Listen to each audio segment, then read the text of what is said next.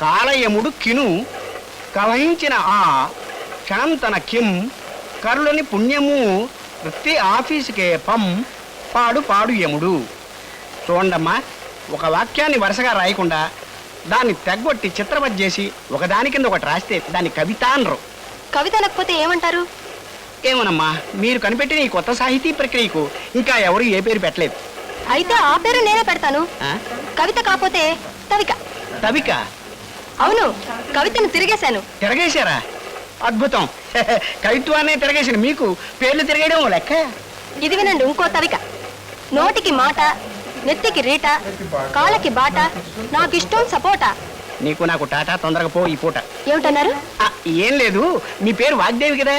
వాగ్దేవి అంటే సరస్వతి.